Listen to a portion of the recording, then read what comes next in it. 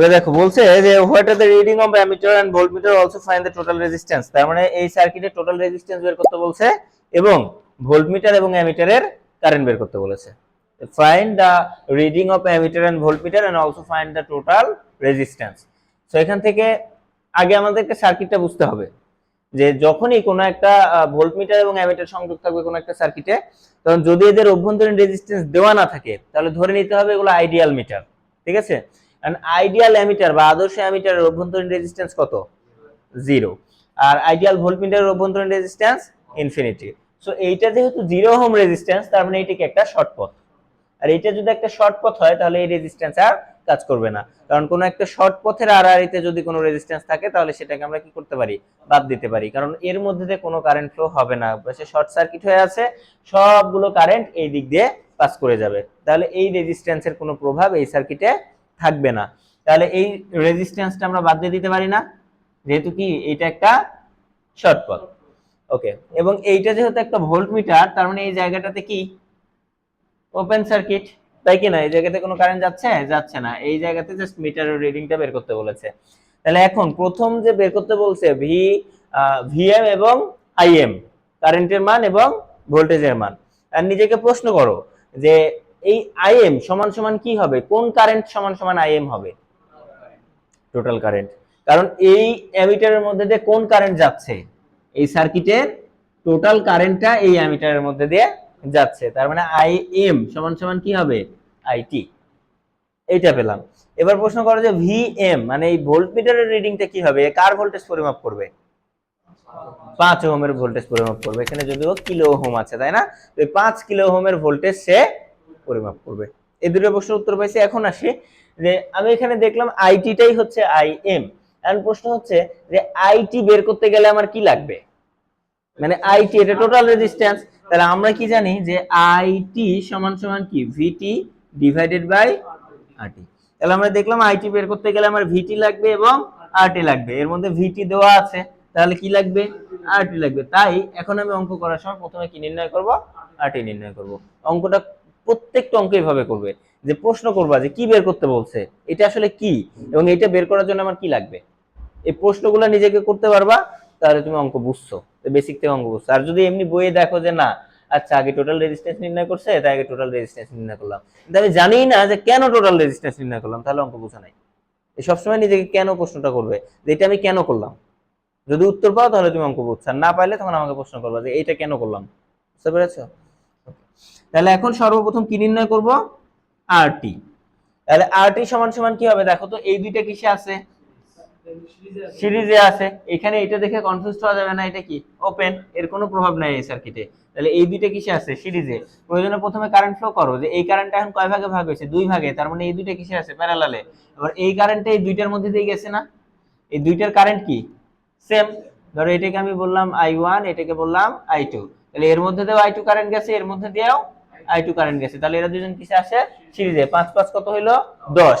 এই 10 আবার এই 10 এর সাথে কিসে আছে?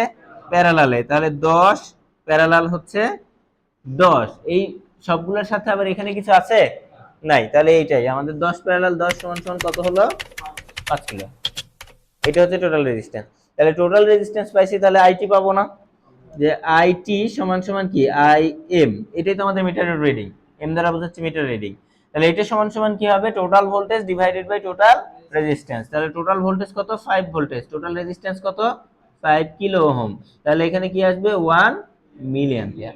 এটাই তখন বলছিলাম যে ভোল্টেজকে যদি কিলো ওহম দ্বারা ভাগ করো তাহলে কি আসবে? মিলি অ্যাম্পিয়ার আসবে। অথবা তুমি যদি এটা কনফিউজড হও, তুমি আগেই কিলো ওহমকে ওহমে কনভার্ট করে নিতে পারো। ঠিক আছে, তাহলে এখানে যদি আমি কিলো ওহম না রেখে হচ্ছে ওহমে কনভার্ট করে নিতাম তাহলে কি হতো? 5 ভাগ 5000, আর 5 ভাগ 5000 করলে তখন কি আসতো?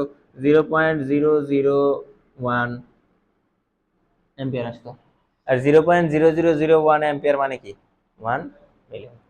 তুমি এটা দিয়েও করতে পারো, সরাসরি মিলি অ্যাম্পিয়ারে লিখে দিতে পারো, অথবা তুমি চাইলে এভাবে কনভার্ট করে অ্যাম্পিয়ারেও রাখতে পারো। বুঝতে পেরেছো? তাহলে একটা অ্যানসার পেয়ে গেছি না আমরা, এন্ড আরেকটা অ্যানসার লাগবে। এন্ড বলো এই ভিএম মিটারের রিডিং, তার মানে কার ভোল্টেজ? 5 কিলো ওহমের ভোল্টেজ। 5 কিলো ওহমের ভোল্টেজ আমরা কিভাবে বের করতে পারি বলো? এক্স্যাক্টলি, যে আমরা 5 ওহমের যে ভিএম যে রিডিং এটা সমান সমান কি হবে I2 ইনটু কত 5 কিলো ওহম। তাহলে আমার এখন কি লাগবে I2 লাগবে, ভি সমান সমান কি IR, তাহলে আমার আইটা লাগবে। এই আইটা কি I2, তাহলে এখানে টোটাল কারেন্ট তো আমার জানা, এই টোটাল কারেন্টটাই কয় ভাগে ভাগ হইছে 2 ভাগে ভাগ হইছে। তাহলে এখান থেকে একটা বের করে ফেলতে পারবো না, আমার বের করতে হবে কি I2। তাহলে I2 সমান সমান দেখো অলরেডি বুঝে গেছি যে এখানে টোটাল কারেন্ট কত 1 মিলি অ্যাম্পিয়ার, এই কারেন্টটা সমান 2 ভাগে ভাগ হবে। এটার কারণ কি সমান ভাগে ভাগ হওয়ার, দুই পাশে রেজিস্ট্যান্স সমান, এইখানেও আমাদের 10 কিলো ওহম, এইখানেও 10 কিলো ওহম, যেহেতু রেজিস্ট্যান্স সমান তার কারেন্ট ডিভাইডার রুলস অ্যাপ্লাই করার কোনো প্রয়োজন নাই। অলরেডি বুঝে গেছি যে এই কারেন্টটা সমান 2 ভাগে ভাগ হবে। তাহলে I2 সমান সমান কত, যে 1/2, তার মানে কত 0.5 মিলি অ্যাম্পিয়ার। তাহলে যেহেতু এইটা পাইছি তার মানে আমরা ভিএম পেয়ে যাব। অতএব ভিএম সমান সমান হচ্ছে 0.5 ইনটু 5 সমান সমান হচ্ছে 2.5 কিলো ওহম, এবং মিলি অ্যাম্পিয়ার গুণ করলে কি হবে ভোল্টেজ। বুঝছি? কোনো কনফিউশন আছে, কোনো প্রশ্ন আছে অঙ্কে?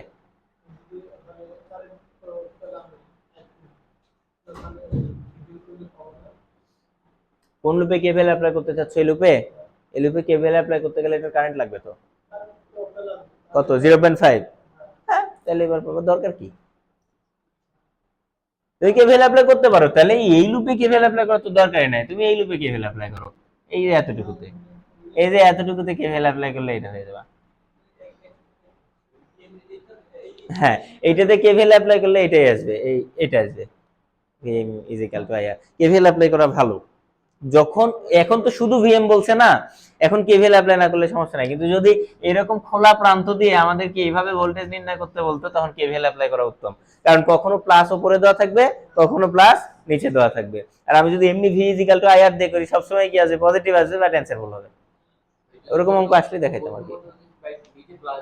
হ্যাঁ, এইখানে যদি এরকম না দিয়ে এরকম দিয়ে দিত যে প্লাস মাইনাস, তখন এখানে -22.5 ভোল্টেজ হইতো। হ্যাঁ, মাইনাসই রাখতে হবে, এই যে চিহ্ন দেওয়া থাকবে এই চিহ্নের উপরে তখন রাখতে হবে। আর যেহেতু কোনো চিহ্ন দেওয়া নাই, জাস্ট ভিএম বলছে, তাই সবসময় অ্যান্সার পজিটিভ রাখবা, যদি কিছু বলা না থাকে যা আছে সেটা, সেখানে তুমি ভি ইকুয়াল টু আইআর দিয়ে করতে পারো।